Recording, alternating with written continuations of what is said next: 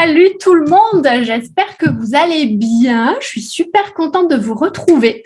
Alors j'espère que vous nous voyez bien, que vous nous entendez bien. Apparemment ça fonctionne parce que j'ai le retour son, donc normalement vous nous entendez bien. Faites-nous un petit coucou, un petit pouce si vous êtes là. Comme prévu, il est 18h, donc on va attendre peut-être un petit peu quelques secondes que vous puissiez vous connecter. Donc, si je regarde mon écran à côté, ne vous inquiétez pas, c'est pour justement voir vos commentaires parce que j'ai un deuxième petit écran. En tout cas, je suis super contente de vous retrouver. J'espère que ça va.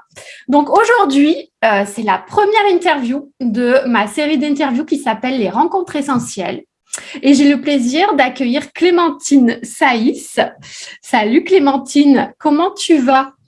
Salut Marielle, écoute, ça va super bien. Je suis ravie d'être là. Ah, écoute, moi aussi, donc c'est parfait.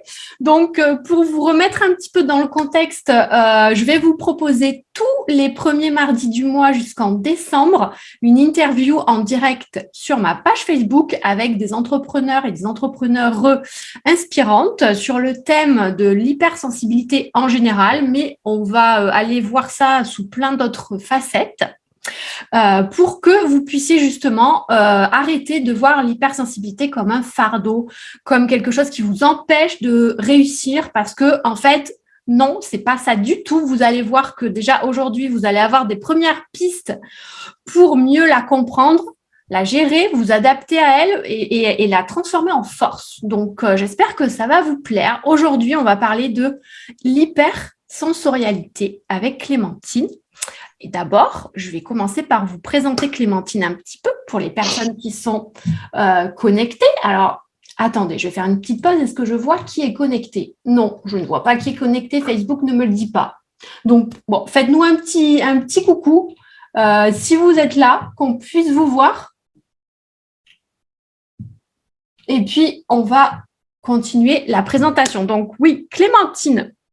Tu m'as dit que tu étais une passionnée, multipassionnée même, et j'ai bien aimé ce terme.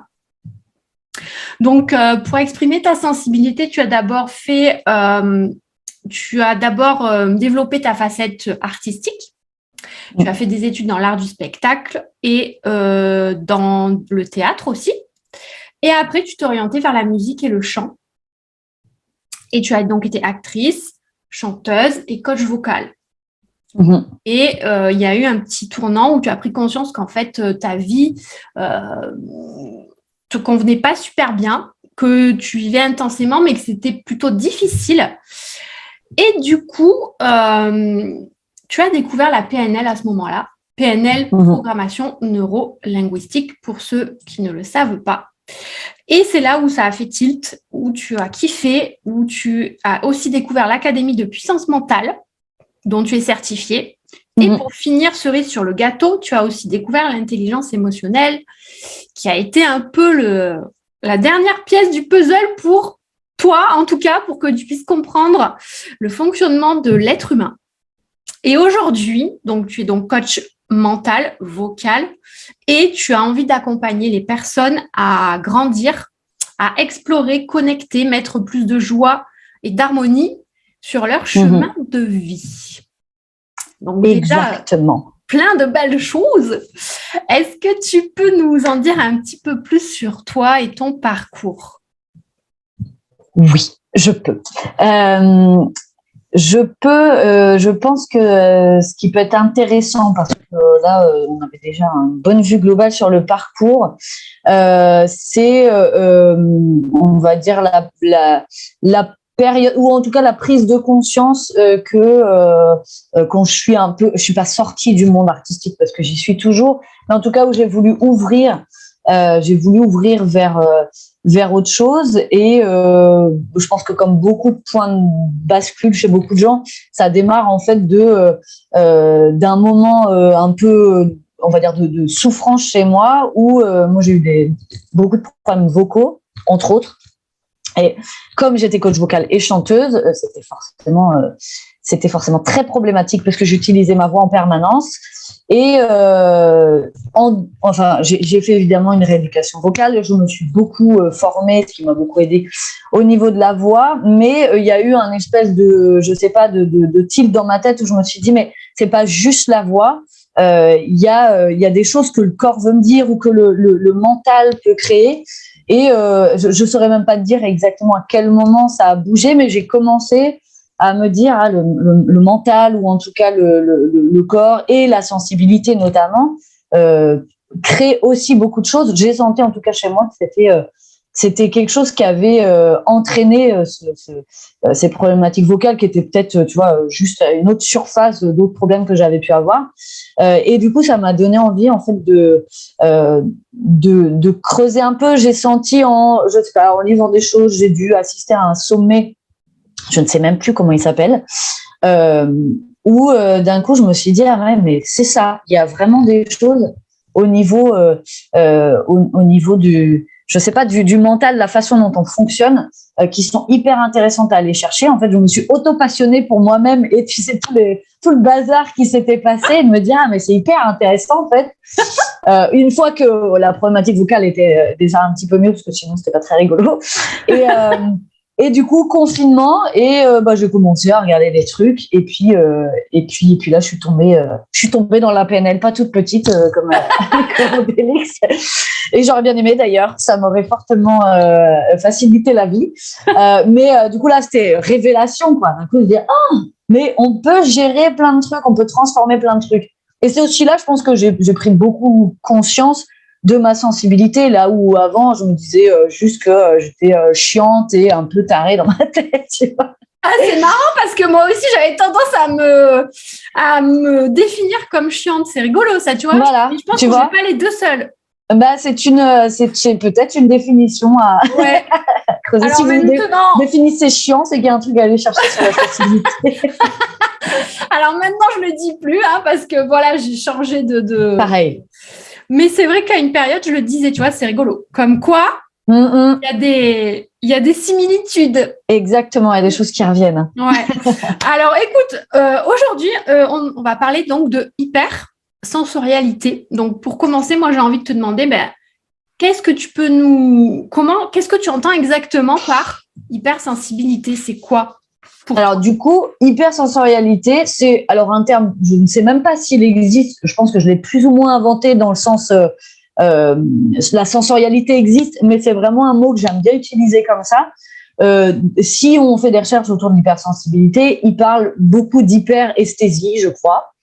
Mais du coup, pour moi, c'est un terme, à part si on est un peu scientifique ou si on s'est penché sur la question, qui va pas beaucoup nous renseigner parce que il y a pas le fond du mot, et du coup le côté hypersensorialité, dans sensorialité il y avait le mot sens, et pour moi qui est très représentatif de ce sujet, moi qui me passionne, qui est, on va dire, une caractéristique de l'hypersensibilité. J'ai même envie de dire, c'est une des caractéristiques qui est prise en compte quand on fait des tests sur l'hypersensibilité ou la haute sensibilité. Mais du coup, moi, j'aime bien parler d'hypersensorialité déjà parce qu'il y a un côté un peu sexy du mot, j'aime bien. Et non, mais le mot est plus sympa et moins rêche que hyperesthésique, et tout de suite très scientifique et très voilà. C'est vrai que ça sonne pas pareil, c'est clair. Exactement. Et ça parle tout de suite sensorialité, on entend sensoriel, sens. Et pour moi, ça évoque déjà tout de suite un peu ce que j'entends par là, c'est-à-dire on va dire l'hyperréceptivité des sens d'un hypersensible. En tout cas, le fait de recevoir beaucoup plus d'informations à ce niveau-là, même si on n'a pas tous les mêmes sens qui vont être plus en alerte, d'une personne hypersensible à une autre, ça peut bouger. Mais j'aime bien ce terme d'hypersensorialité où on est vraiment sur de la finesse sensorielle, alors qui peut parfois apparaître comme un fardeau, mais justement, c'est tout l'objet un petit peu de ce dont on va parler aujourd'hui. C'est justement de mieux comprendre pour pouvoir en faire quelque chose qu'on va plus subir, mais qui va faire juste partie de nous, parce qu'évidemment, ça se change pas.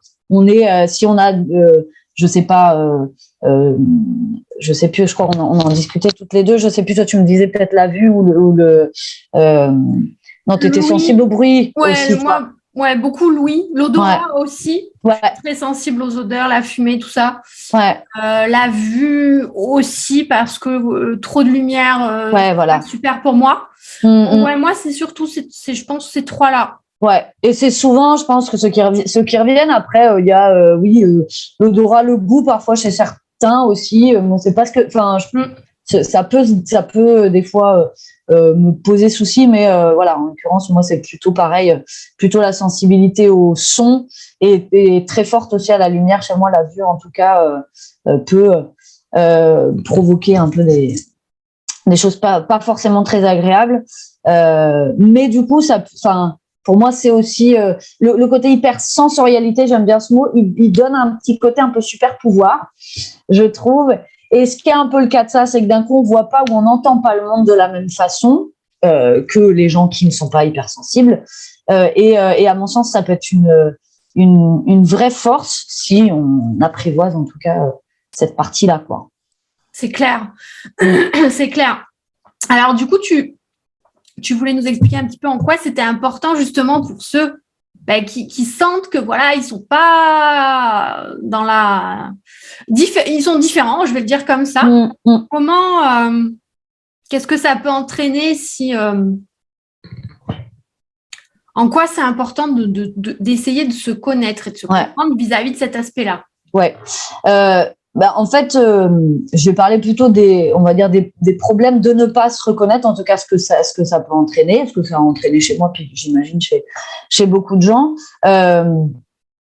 Le premier point pour moi, tu peux avoir un risque d'être dans un environnement inadapté. Si tu ne sais pas, tu peux être gêné par plein de choses, mais tu sais peut-être même pas que tu es hypersensible.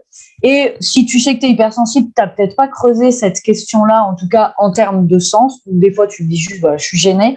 C'est que le risque, c'est effectivement de se retrouver à évoluer dans un environnement qui va être totalement inadapté si tu n'as pas pris conscience de tes particularités et de tes besoins. Alors, je vais prendre un exemple très concret qui a été le mien. Je vivais en ville pendant très longtemps. Enfin, j'ai vécu en campagne quand j'étais plus jeune, et puis après, voilà, les études, tout ça.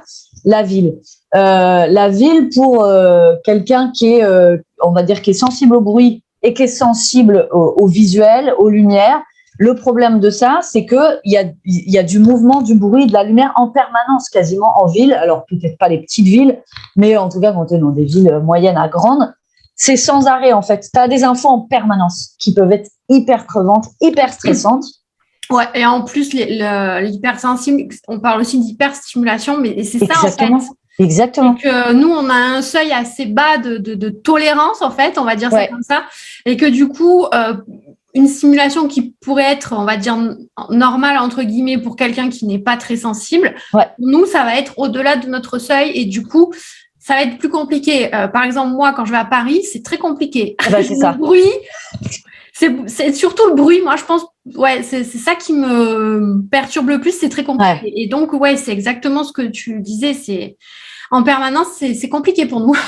C'est ça. Mais on peut se retrouver, ce qui a été mon cas, en fait, à vivre et à ne pas se rendre compte, en fait, que ça crée vraiment, au fur et à mesure, de plus en plus de stress, parce que je me posais pas cette question-là, en fait, jusqu'à reconfinement, à nouveau, encore le confinement qui revient sur le sujet, mais où d'un coup, en fait, les conditions changent et où je me suis dit, mais en fait, c'est juste pas possible. Il y avait forcément moins de circulation, moins de trucs. Et d'un coup, tu te rends compte que, mais il y a peut-être un problème à ce niveau-là. Et de là, moi, j'ai pris la décision, du coup, de partir. Alors, je suis pas en campagne, je suis dans un petit village, mais voilà, j'ai des champs à côté. Donc, on est dans un environnement forcément et quand j'ai atterri là, je me suis dit, mais la violence de ce que je me suis fait subir sans m'en apercevoir en vivant en ville. Et je me suis aperçue ici, mon niveau de stress m'est descendu d'un coup. J'étais en hyper émotion, en mauvaise gestion des émotions en permanence, hyper stressée. Je m'agaçais hyper vite et je m'aperçois, même s'il y avait d'autres paramètres, que celui-là, c'en était un énorme là-dedans. En fait, il y avait du bruit, il y avait de la lumière, il y avait des trucs, il y avait des voitures qui passaient sans arrêt. Je ne pouvais jamais reposer ni mes yeux ni mes oreilles. Et je suis arrivée là et j'ai dit, ah ouais. Donc, pour moi, ça, tu vois, le risque de ne pas, c'était celui-là, c'est que si j'avais su plus tôt, je pense que j'aurais bougé beaucoup plus tôt. Après, on peut pas toujours tout aménager, mais c'est intéressant d'en prendre conscience et d'un coup de se dire, ah, peut-être, je ne sais pas, se dire, peut-être les week-ends, je vais passer beaucoup de temps dans des parcs assez calmes, peut-être aller un peu à la campagne, je ne sais rien. Après, chacun, en se connaissant, on apprend à savoir ce dont on a besoin. Mais ça, pour moi, ce risque-là, chez des hypersensibles et voilà, donc avec la sensorialité développée, c'est risque d'environnement inadapté. Là, je parlais de l'environnement même de vie, mais ça peut être l'environnement pro. On se retrouve, alors parfois on n'a pas le choix, mais on se retrouve dans des, on appelle ça des open space. Open space, par exemple. Ça, je pense que c'est probablement la phobie de beaucoup d'hypersensibles. Mais compliqué. C'est compliqué. C'est compliqué aussi. C'est ça, tu prends pas, si tu n'as pas conscience du truc, tu vas le subir, alors que peut-être, même si tu ne peux pas faire autrement que si tu es dans une boîte où ça fonctionne comme ça, il y a peut-être des aménagements possibles. Et si tu n'en prends pas conscience, tu vas subir le truc. Et même au-delà de le subir, tu vas peut-être même aussi culpabiliser, tu vois, en te disant, mais pourquoi moi, complètement. Pourquoi moi, je n'arrive pas, qu'est-ce qui cloche chez moi? Exactement. Et c'est pas super bien non plus. Alors, perso, dans mon expérience de salarié, j'ai réchappé, j'ai eu de la chance aux open space. Mais à l'époque, j'avais pas forcément conscience, mais certainement que j'étais hypersensible. Mais déjà, je sentais bien que les open space, c'était pas pour moi, quoi. Mais j'ai eu de la chance, je l'ai évité. Mais il y a aussi cet aspect culpabilité. Mais oui. Pourquoi moi, ça va pas et les autres, ça va très bien. Voilà. Ouais. Tout à fait. Mais oui, c'est ça. C'est que t'es dans un environnement où t'es pas bien, mais si t'as pas conscience du pourquoi t'es pas bien, en plus, tu peux par-dessus te dire, c'est moi qui suis pas normal, ou je suis associable, ou je suis pas adapté, etc. Et du coup, rajouter par-dessus la difficulté un peu émotionnelle et de ce qu'on peut se raconter, quoi. Exactement. Ouais, complètement. Et je te dirais, ça va avec ce que tu me dis, en fait, je rebondis aussi là-dessus, c'est que tu as un risque aussi de réaction inadaptée, c'est-à-dire déjà ça, le fait de un peu s'auto-flageller, comme on disait en début d'interview, je suis chiante, donc ce qui n'aide pas à être super bien dans sa vie quand on se raconte ce genre de trucs. C'est clair. Et puis, ça va créer aussi vachement de fatigue parce que tu es obligé, en fait, de t'adapter, mais que tu ne sais même pas, en fait, que tu t'adaptes là où tu pourrais peut-être faire des aménagements. Mais si tu n'as pas conscience, tu peux rien aménager du tout. Tout à fait. Du coup, tu as de la fatigue, tu peux avoir un manque de récupération mentale, physique, des relations, du coup, dégradées de ce fait-là parce que, on va dire, l'énergie globale, elle joue aussi beaucoup sur les émotions. Et comme quand on est hypersensible, on a les émotions facilement décuplées, si tu veux, on se retrouve dans des cercles assez forts, quoi. Ouais, cercle, où ça fait effet boule de neige, quoi. Mais c'est pas toujours très cool. Non, pas trop. Mais le problème, c'est que, mais comme tu disais, le problème, c'est qu'on n'en a pas forcément conscience nous-mêmes de cette hypersensibilité dans un premier temps et donc hypersensorialité aussi. Ouais. Alors, c'est vrai que maintenant, ça fait quelque temps que ça commence à émerger quand même dans les discours, donc c'est génial, mais je pense que il y a encore du boulot, je pense, et que justement, on est là pour continuer le boulot. Moi, j'ai envie c'est ça, de continuer le travail, de toujours en discuter pour qu'on arrête de nous stigmatiser et pour que surtout ça soit plus considéré comme une maladie, etc. Mais c'est super intéressant ce que tu dis. Et du coup, alors, si on n'arrive pas à prendre conscience de ça, quelles peuvent être les conséquences à long terme, du coup, de ne pas réussir à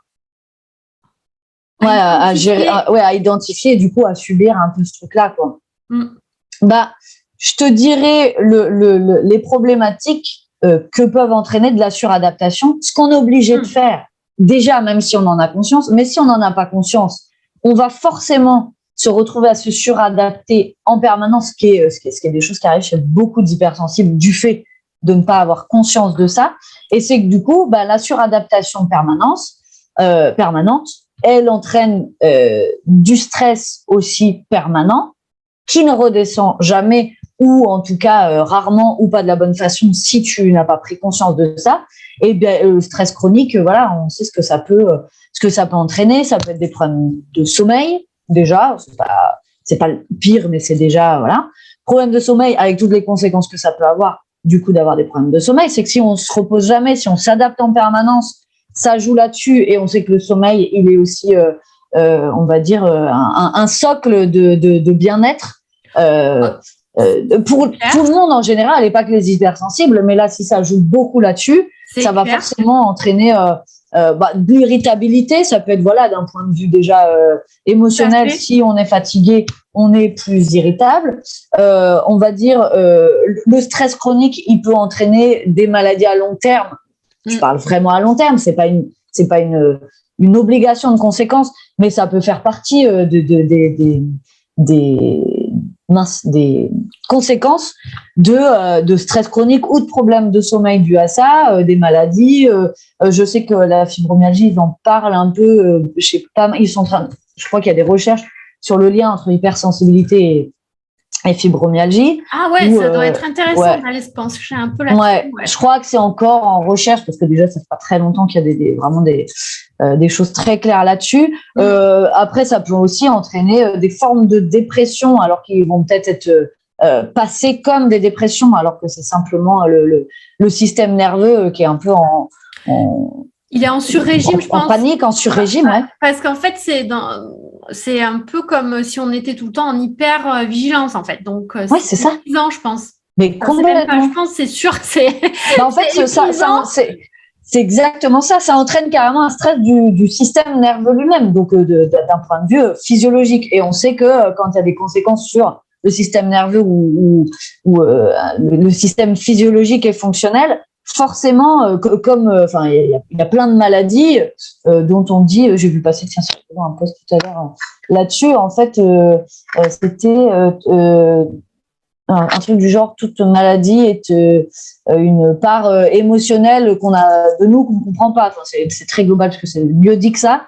Mais là, forcément, si ça a des conséquences, comme tu dis, le fait d'être en sur-régime, peut-être, j'imagine, possiblement des burn-out aussi, qui, je pense, arrivent chez beaucoup, beaucoup, beaucoup d'hypersensibles également. Oui, je pense que ça peut aller malheureusement, ça peut aller loin d'être déjà de ne pas avoir conscience de ça et puis c'est ça. De comme tu disais, de se suradapter en permanence, consciemment ou inconsciemment.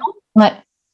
Et je reviens aussi sur ce que tu disais parce que je trouve que c'est super important, c'est de se donner des temps de calme quand on est très sensible, c'est super important. Enfin, en tout cas, moi, perso, c'est très important.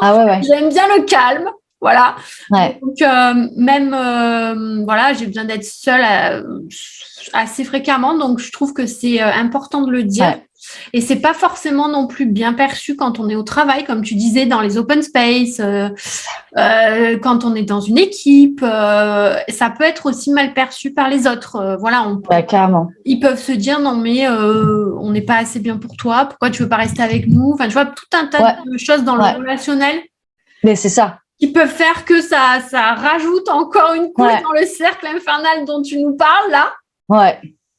Donc, pas toujours compliqué pas toujours simple à gérer, quoi. Ouais, c'est ça. Mais oui, dans la relation, du coup, je rebondis sur ce que tu dis, ça peut avoir des conséquences dans les relations en général, les relations professionnelles, comme tu dis, soit parce que peut-être on va surréagir parce qu'on a trop pris sur nous aussi, ça peut être ça. Simplement, il y a eu trop de bruit. Au bout d'un moment, le système ne peut plus gérer le trop et le trop d'informations à ce niveau-là. Et puis, on va se retrouver à exploser ou être un peu désagréable avec les gens. Ou alors, comme tu dis, ça disjoncte. Ou comme tu dis, ça va être blackout, quoi. C'est ça. Mais c'est justement pour ça qu'on essaye de vous donner un peu des pistes pour ne pas en arriver là, que vous soyez entrepreneur ou encore salarié ou que vous ayez un projet d'entrepreneuriat et que vous ne savez pas trop, que vous sentez des choses peut-être, mais que vous n'avez pas mis un mot aussi, ça arrive souvent. sur ça. Je vous rassure, ça arrive beaucoup. Moi, j'ai 42 ans, j'ai mis un mot il y a 2-3 ans. Avant, j'avais pas mis de mot, donc je pense que je suis pas la seule. Clémentine aussi, je pense que voilà, tu l'as pas. Ah non, c'est assez récent aussi. Hein, voilà, donc vous inquiétez pas. Voilà, on est là pour vous donner justement des petites pistes pour éviter que ça vous mette des bâtons dans les roues et que vous soyez mal, alors qu'en fait, on peut apprendre à le gérer. On va en parler un petit peu plus loin avec Clémentine. Mais voilà, on est là aussi pour ça, pour vous aider à mieux comprendre. Déjà, c'est la base, et après, à mieux vous vivre avec, en fait, hein, tout simplement. Moi, je crois que vivre avec, ça englobe tout, quoi, l'activité pro, l'activité perso, tout ça. Donc, oui, Clémentine, tu nous disais, ça peut aller très, très loin. Bah, si, ouais, effectivement, à un moment, quand on n'écoute pas, on va dire, les besoins, et là, quand on parle d'hypersensibilité et d'hypersensorialité, et c'est pas des choses qui se contrôlent, c'est pas des choses qui se gèrent. On capte, on perçoit plus de choses, et ça ne peut pas être changé. Donc, du coup, on se retrouve peut-être à ne pas répondre à des besoins primordiaux pour nous. Ça, c'est intéressant ce que tu dis, c'est qu'on ne le choisit pas, c'est-à-dire qu'on capte sans le vouloir, en fait. Finalement, on est un peu, comment dire, je trouve pas le mot, mais on est obligé. C'est pas le mot que je cherche, mais tu vois, on n'a pas le choix, quoi. Tout nous arrive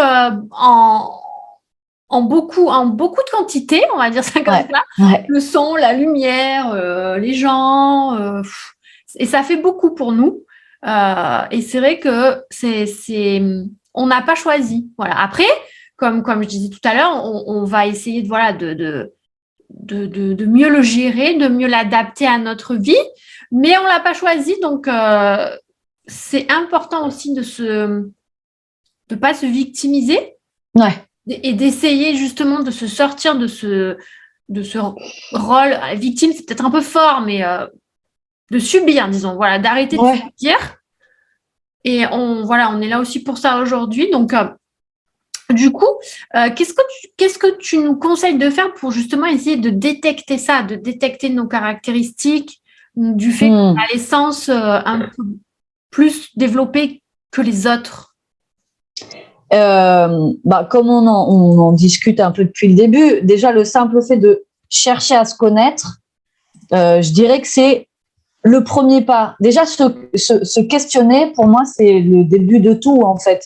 Le questionnement, il amène à interroger un peu ou son quotidien, ou peu importe, ou dans le côté pro. À partir du moment où on s'interroge, que ce soit précisément là-dessus ou sur peut-être quelque chose de plus global sur la sensibilité. Peut-être d'abord, on va démarrer plutôt sur « je m'interroge sur ma sensibilité ». Et puis, si je me dis « ah ouais, je suis peut-être hypersensible », il y a des gens qui accompagnent, toi notamment aussi, forcément, où tu te spécialises dans l'hypersensibilité. Il existe un test, je ne sais pas toi si tu l'as fait, alors moi je ne l'ai pas fait en entier, mais j'ai fait un bout de test qui est intéressant, où il y a des choses un peu sur certains sens. C'est pas précis.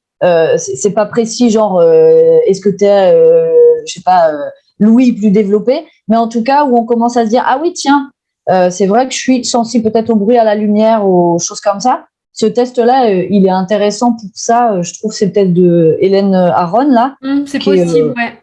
Qui est Hélène Aron, qui est on va dire la pionnière. La pionnière, voilà. Peut-être l'une des premières à avoir parlé d'hypersensibilité et je crois au grand public, quoi. Ouais. Et je crois que le seul test. Attends, qu'est-ce que tu as dit? Excuse-moi, ça. Je crois qu'elle est américaine, bon, c'est un détail, mais elle est américaine et je crois qu'elle a commencé, je ne sais plus, dans les années 90. Oui, ça a commencé à faire un petit moment. 90. Ouais. Et alors, moi, j'ai le bouquin, bon, je ne l'ai pas là, mais j'ai le bouquin, je ne sais plus le titre, hypersensible, mieux se comprendre pour mieux s'accepter, je crois. Ouais. Il y a un petit test au début, mais de mémoire, ça parle pas trop des 5 sens, mais j'ai fait le test et je crois que déjà j'ai genre 9 réponses sur 10. Enfin voilà. C'est ça. Mais je sais plus, je t'avoue que je sais plus si elle parle des 5 sens à proprement parler. Alors, mais elle parle pas des. C'est ça, ouais. Pour le test. Elle parle pas des 5 sens comme tu dis à proprement parler, mais il y a quelques questions qui concernent les sens de manière globale. Est-ce que vous êtes sensible facilement, je vois, quand il y a du monde, au bruit, donc ça prend globalement, ou à certaines odeurs, c'est plus oriente un petit peu ouais. dans l'univers des 5 sens, on va dire. Donc ça, pour moi, c'est intéressant peut-être d'aller lire un petit peu. Je crois qu'elle a fait quand même pas mal de travaux de recherche. Je ne sais pas si il y a des choses spécifiques sur les sens, mais c'est sûr qu'elle en parle parce que ça fait vraiment partie. Je crois que c'est le seul test qui existe, en tout cas. Le test de référence pour l'hypersensibilité, c'est elle. Hélène Aron, je crois que c'est Aron qu'on dit. Oui.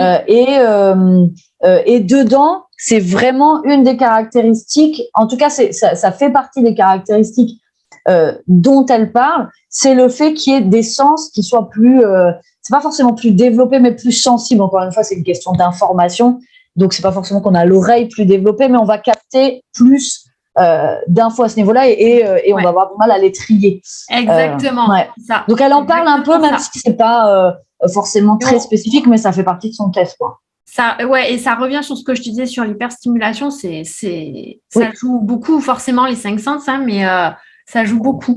Et alors, du coup, tu nous as dit donc se questionner, s'observer, déjà pour essayer de mieux se connaître. Peut-être se documenter donc aussi par rapport au test. Documenter, ça peut être intéressant. D'aller un peu plus loin. Est-ce que toi, par exemple, comment tu as fait pour mettre pour essayer de comprendre ce qui t'est arrivé en gros, quoi. Qu'est-ce que tu as utilisé? Je te dirais que tout le travail d'observation un peu du quotidien qu'on peut faire quand on travaille sur soi. Alors moi, la PNL m'a amené forcément plein on va dire d'outils peut-être pour m'observer et après c'est ce qu'on fait nous beaucoup aussi en coaching mental, c'est de prendre beaucoup de recul, de s'observer. Je te dirais presque que c'est la base en tout cas de la manière dont je travaille et du coup que j'ai en premier lieu testé sur moi avant de pouvoir le proposer aux autres. C'est vraiment de l'observation. Alors évidemment, il existe des outils particuliers, on va dire de manière globale, peut-être s'observer au quotidien, comme j'ai pu me dire des fois, tiens, je suis souvent fatiguée dans telle circonstance, ou peut-être simplement prendre conscience que, par exemple, moi, quand je pars en vacances en famille une fois par an, on a une maison de famille, on est, je vois, à 12 ou 13, c'est un gros truc. Et je faisais pas gaffe avant, mais en observant, je me suis dit, je comprends pourquoi je les adore ces vacances, que je suis très famille, mais pourquoi c'est aussi essentiel peut-être pour moi de me prendre des vacances vachement plus calmes, où il n'y a pas toujours des trucs d'organiser, du mouvement, du bruit. On est une famille assez bruyante en plus. Voilà, ça rigole fort, c'est super, il y a la bonne ambiance, mais pour un hypersensible… c'est vrai que 12-13, ça fait beaucoup. Ça fait beaucoup. C'est vrai. Alors après, il se trouve que, voilà, moi, j'ai forcément, quand il y a en général un hypersensible dans la famille, tu n'en as pas qu'un. En tout cas, c'est souvent… Donc, j'ai des nièces qui sont hypersensibles aussi et du coup, qui se permettent à un moment de dire « Bon, il y a trop de bruit pour moi, je vais ailleurs. » Donc, qui te permet… Mais il y a un temps où je me sentais hyper seule avec ça. Où je me disais, il y a trop de bruit pour moi, mais encore une fois, j'étais dans le « Ah là là, qu'est-ce que je suis chiante !» Et je ne supportais plus le bruit, mais je me disais « Ah, c'est juste… t'es relou, quoi. » mais j'allais te dire, on en revient à la culpabilité, mais c'est ça. Tout à fait. On rejette, enfin, on se rejette la faute sur nous-mêmes, en fait. Exactement. On n'a pas forcément conscience que non, c'est un fonctionnement. Exactement, c'est un mode de fonctionnement différent. Et là, le fait, tu vois, de m'observer, en fait, m'a permis de me retirer un peu de ce côté culpabilité et de se dire, tiens, juste de manière un peu observation, dans quelles circonstances je vais facilement être fatiguée, être un peu ou de me dire tiens là je suis pas très bien, il y a souvent du bruit et le fait juste de s'observer, ça permet des fois de prendre conscience et peut-être de pouvoir tout de suite mettre finalement en place, même c'est pas forcément le cas, mais presque des contre-mesures, de se dire, OK, là, je vais peut-être avoir besoin de calme Ouais. Et en pendant plus, 5-10 minutes. c'est pas forcément des grosses choses à mettre en place. Hein. Des fois, ça Non. peut être vraiment un petit rien qui Mais tellement, va nous permettre de baisser la pression, la stimulation. Ouais. Et on va apprécier beaucoup mieux les choses après. Et ça, c'est top. Mais j'aimerais rebondir sur ce que tu as dit par rapport à tes nièces. C'est super intéressant. Enfin, je trouve que c'est super qu'elles disent déjà moi, il y a trop de bruit pour moi, je m'en vais. Elles ont quel âge à peu près? Alors, j'en ai une, tu vois, on vient de fêter son anniversaire, là, qui a 15 ans. Et puis, la plus grande qui a 18. D'accord, mais je trouve ça, franchement, je trouve ça bien parce que moi, à 15 ans, je peux te dire que j'osais pas dire il y a trop de bruit pour moi, je m'en vais, quoi. Ah ouais, tellement. Mais en fait, la grande, elle se questionne beaucoup. Elle a un cerveau qui va quand même relativement vite, on va dire. Et ça m'étonne pas si elle est ultra sensible, c'est un des points communs. Ouais, c'est ça. Et donc, du coup, puis on a pas mal échangé aussi, je pense, toutes les deux. Moi, du fait justement que je développe les choses autour de la PNL, le coaching mental, ça l'a forcément beaucoup interpellée. Donc, on a pas mal échangé. Elle a lu plein de petits bouquins sur, je sais plus, elle en avait un qui était vraiment chouette. Bref, un peu de développement personnel. Ouais. Et donc, je pense que grâce au fait qu'elle se questionne, encore une fois, on est finalement dans le point observation. Elle s'est observée, elle a pris du recul, elle s'est documentée et du coup, elle a trouvé des petits outils, je pense, simplement d'être capable de verbaliser ses besoins. Ça fait partie des outils pour moi qui peuvent tout changer. Juste de dire, OK, je suis hyper contente d'être là, je vous adore et ça ne remet rien en question. J'ai juste besoin de me prendre 5 minutes au calme parce qu'il y a beaucoup de bruit pour moi, tac. Et terminé, pas de conflit, on n'en parle plus, quoi. C'est super important et ça paraît tellement simple quand tu le dis, mais pourtant, non, c'est pas simple. Enfin, même moi, il n'y a pas si longtemps, je n'osais pas le dire. Hein. Ouais. Non, c'est pas si simple que ça. J'avais pas 15 ans, hein. J'avais, voilà, tu vois, donc c'est génial. Je trouve qu'elle ait cette maturité, j'ai envie de dire presque, hein, de réussir à le dire, donc c'est top. Ouais. Est-ce que, alors moi j'ai envie de rajouter l'observation, c'est super important. Alors moi mon kiff c'est l'écriture. Donc j'ai envie de te dire, est-ce que tu l'utilisais ou tu l'utilises peut-être toujours pour essayer, pour poser ce que tu as observé, ce que tu observes, comment tu te sens. Ouais. Et je l'utilise déjà parce que comme je développe des choses pour les autres, forcément je réfléchis un peu à ma pratique et donc il y a des choses forcément que je mets en place pour moi. Donc j'utilise régulièrement l'écriture. Je pourrais pas te dire régulièrement à quel, mais où je vais noter simplement, tu vois, même des choses toutes bêtes. À quel moment de la journée je vais avoir plus d'énergie, par exemple, ou des endroits qui peuvent me mettre en énergie, des choses qui me mettent en énergie, qui peuvent aussi permettre de prendre conscience un peu de son fonctionnement, on va dire, global, et puis après sur la sensorialité qui est un petit peu plus ciblée, mais finalement j'utilise le même type d'outil pour ça aussi. Mais ça, c'est super intéressant ce que tu dis, c'est-à-dire de noter les moments où tu as plus d'énergie.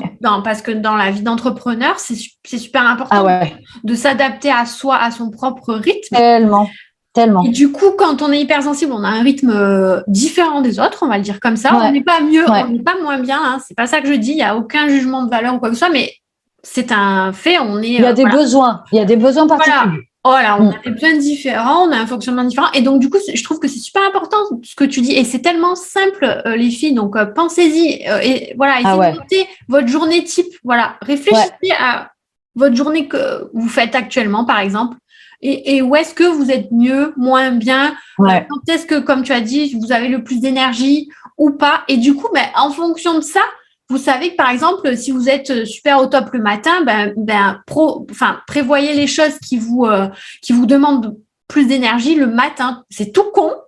Exactement. Mais ça peut vachement vous aider à mieux. C'est tout con, mais c'est énorme. Non, mais ça paraît tout con, mais des fois, on n'en a pas conscience nous-mêmes. Donc, voilà, c'est tout con. L'écriture. Alors, moi, évidemment, l'écriture, je kiffe ça. Donc, allez-y à fond à la caisse, quoi. Le journaling, c'est... moi, j'appelle ça le journaling. On peut l'appeler comme on veut. C'est journal intime, carnet, ce que vous... comme vous le sentez. Voilà, ce que vous voulez, mais notez, écrivez. Ça va vous libérer de la charge mentale. Ça va, comme tu l'as dit, Clémentine, vous faire prendre conscience de certaines choses qui vous gênent ou au contraire qui vous font du bien. Peu importe, tout, notez tout. Sans trier, sans jugement, sans filtre, voilà. Donc, je voulais faire cette petite parenthèse-là parce que c'est vrai que quand tu m'as parlé d'observation, moi, tout de suite, j'ai fait le tilt avec écriture, du coup, forcément. Complètement. Mais oui. Donc, voilà, c'était ma petite parenthèse. Donc, je ferme ma petite parenthèse. Non, mais tu as raison, c'est hyper important, franchement. Pour moi, ouais, je pense que c'est quand même très important de s'observer, comme tu l'as dit, et de noter pour pas, pour déjà pas oublier, et puis pour se dire, se vider la tête et poser et peut-être y revenir plus tard, rajouter des choses. Enfin voilà, carrément. Ça apporte plein de belles choses, mais j'en rediscuterai plus tard. C'est pas trop le sujet d'aujourd'hui, mais voilà, je voulais faire quand même un petit pont entre les deux. Et du coup, donc là, supposons, on a noté, on s'est observé, on a pris conscience que voilà, dans les sens, on est très très réceptif, hein, je crois que c'est peut-être le bon mot. Et du coup, qu'est-ce que ça peut changer d'en prendre conscience? Toi, à travers ton expérience, comment ça a changé ta vie, j'ai envie de dire? Ou du moins ton quotidien? Oui, mais en fait, je te dirais que oui, c'est ça a changé ma vie. Enfin, moi, j'avais envie de te répondre à ça. Tu vois, qu'est-ce que ça peut changer? Mais tout. Tu vois, tellement tout. Déjà, on en discutait, c'est aussi le fait de plus se sentir seul, simplement de prendre conscience qu'il y a aussi d'autres gens qui fonctionnent comme ça et de prendre conscience que c'est un mode de fonctionnement et pas juste ce qu'on disait, on est chiant, on est je sais pas quoi, on est associable, on est tout ce qu'on veut. C'est déjà de plus se sentir seul et de plus se sentir extraterrestre, ce qui permet quand même de, on va dire, se remonter aussi un peu émotionnellement ou en tout cas, voilà, dans une moins dans cette posture, comme tu disais, un peu, c'était quoi que tu disais tout à l'heure, un peu culpabilisante. Culpabilisante. C'est moi, c'est de ma faute, je suis chiante. Et après, ce qu'on disait, c'est qu'une fois qu'on a pris conscience, on peut être capable de mettre en place des contre-mesures. Tu en as parlé un petit peu tout à l'heure déjà, mais simplement de se dire, je sais qu'à tel endroit ou à ce moment-là, j'ai eu trop de bruit. Je vais juste m'isoler 5 minutes, je sais pas, me faire une méditation. Après, c'est à chacun de trouver un peu ses outils. Oui, voilà, ces trucs, quoi. Oui, ce qu'on préfère, quoi. Ouais.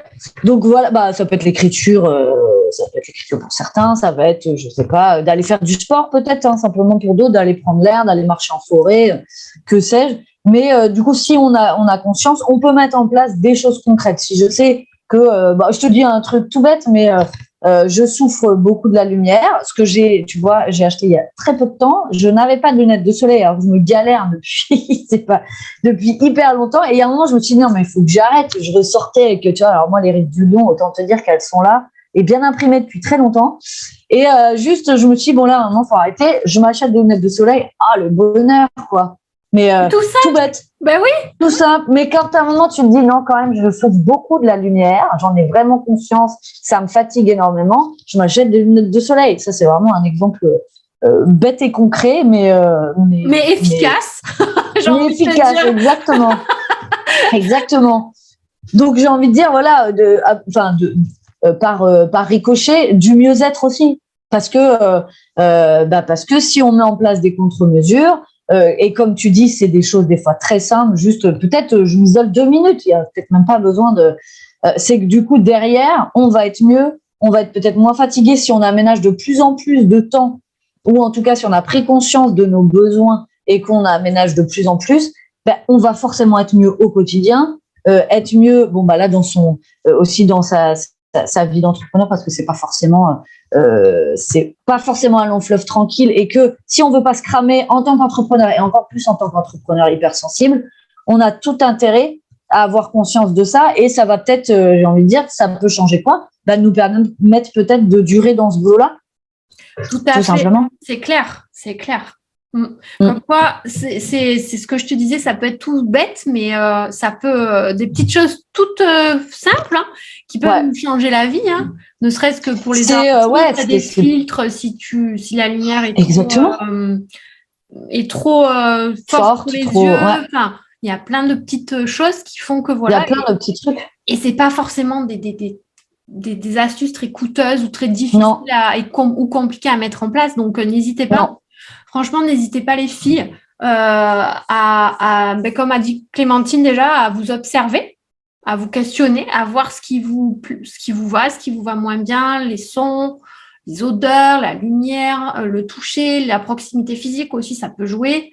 Ça peut nous perturber en tant qu'ultra-sensible. Donc, voilà, notez, comme vous voulez, mais voilà, observez-vous et puis après, en fonction de ça, repérez les petits moments où ça coince un peu et essayez de vous dire, voilà, qu'est-ce que je peux faire facilement, on va dire simplement pour aller être mieux, tout simplement. Et du coup, comme ce que tu disais par rapport aux lunettes de soleil, c'est tout con, mais ça te permet d'arrêter ou de moins culpabiliser, donc du coup d'augmenter l'estime de soi, donc l'amour de soi. Donc on réenclenche un petit cercle plus positif et plus vertueux.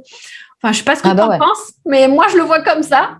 Mais si, mais complètement. En fait, à partir du moment où tu t'es mieux, parce que s'il y a quelque chose qui te pose problème ou un besoin comme ça qui est pas nourri, mais là c'est un besoin physique et physiologique, ou en tout cas qui est pas écouté, forcément, à partir du moment où tu le prends en compte et que tu mets en place quelque chose, tu es dans du mieux-être si tu es dans du mieux-être, en fait, comme tu dis, ça va être boule de neige dans le bon sens. Ça va être aussi peut-être des relations qui vont être plus harmonieuses. Peut-être du coup dans le perso, tu vas être plus agréable, plus peut-être moins fatigué. Et du coup, si tu es mieux dans le perso, tu vas aussi être mieux dans ta partie professionnelle parce que tout est tout interagit, quoi. Tout est imbriqué, ouais, c'est clair, mais c'est ce que tu disais, en fait, ça peut tout changer, je crois que ça résume bien.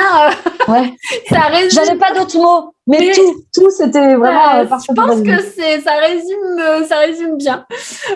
Écoute, je vais terminer par la dernière question. Donc, si tu devais résumer ton chemin de vie, celui qui t'a amené jusqu'à être coach mental, ce que tu es actuellement, quelle chanson tu choisirais ? Alors, je choisirais, je ne sais pas si tu la connais, je ne sais pas si tu connais ce film The Greatest Showman. C'est un film musical. Un film musical avec Hugh Jackman, tu sais, le gars qui joue Wolverine dans... Oui. Le nom me parle. Oui, le titre me parle. Qui est un super chanteur, enfin, les comédiens américains, c'est quand même quelque chose. Ah ouais, incroyable. Donc, il chante super bien. Ah ouais. Il chante super bien. Donc, c'est un film musical, genre comédie musicale, mais façon film. Et une chanson que j'aime particulièrement dans ce film qui s'appelle This Is Me et qui parle d'acceptation de soi. Alors là, c'est pas du tout dans le cadre de l'hypersensibilité, mais cette chanson, moi, me parle beaucoup à ce niveau-là. Des gens qui peuvent être rejetés. Alors là, c'est pour leur apparence, parce que c'est un peu des bêtes de foire de cirque, comme ça se faisait à une certaine époque. La femme à barbe, voilà, etc. Okay. Et finalement, cette chanson, elle parle à un moment que c'est fini, on va arrêter de se cacher, on va s'accepter comme on est. Si on veut que les autres nous acceptent, ou en tout cas, on va plus attendre leur aval. On est ensemble. Il y a aussi cette notion un peu de collectif. On n'est pas tout seul. Tu vois, rien que j'en parle, j'ai les poils, j'adore cette chanson. Excellent. Et c'est vraiment, pour moi, ça résume un peu ça. Il peut y avoir une part où à un moment, on n'est pas bien et effectivement pas bien avec les autres. Et puis, d'un coup, de se dire, maintenant, je vais m'accepter et m'assumer comme je suis. Et c'est là que les gens vont commencer à briller. Et dans le film, en l'occurrence, c'est ce moment-là où finalement, le truc, le cirque cartonne parce qu'ils assument en fait à fond.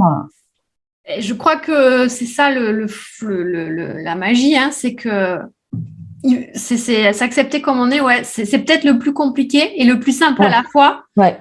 Et c'est ça, je pense, qui ouvre après le champ des possibles. Donc, je répète, l'hypersensibilité, c'est pas une maladie, c'est pas une tare, c'est pas un défaut.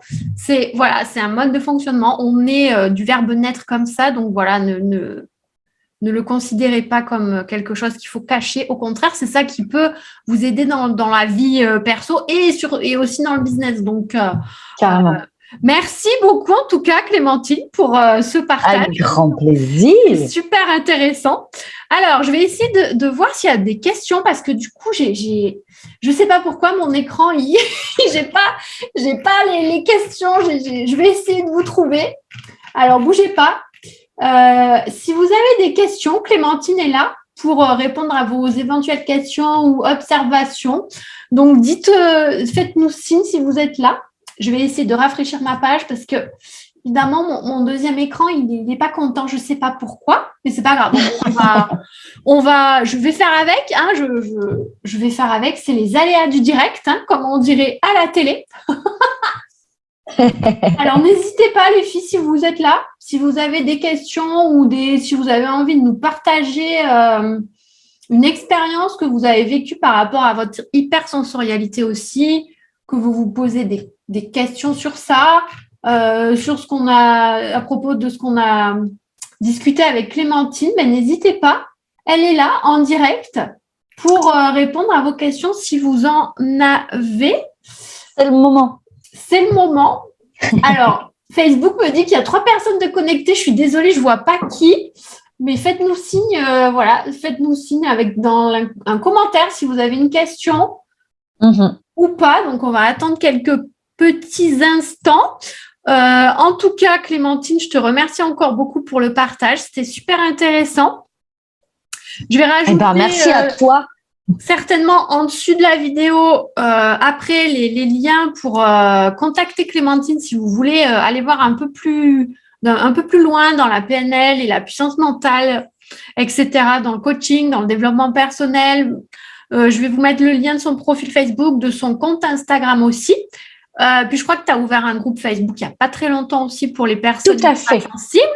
Donc voilà, je vous mettrai les liens qui vont bien certainement au-dessus de la vidéo quand elle sera finie.